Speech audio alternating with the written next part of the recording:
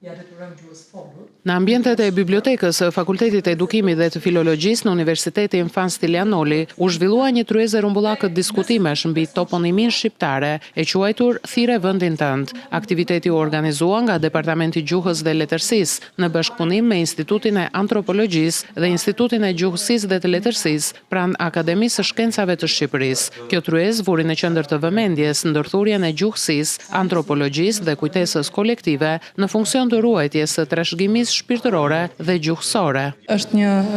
projekt i cili synon të mbledh të gjitha emrat e vendeve, jo thjesht si emrat thata, se ashtu kemi rreth 250.000 skeda që për mua janë më mec, ashtu siç janë në arkiva, por është një punë e mrekullueshme që është bërë dikur,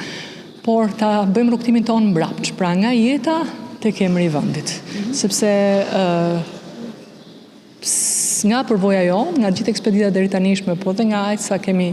përjetuar dhe kemi arritur të sintetizojmë me mend, është që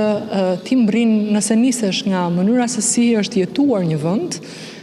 se është jeta që i ka dhënë emrat vendeve, është përvoja e banorëve që i ka dhënë emrat vendeve, e komuniteteve. Kështu që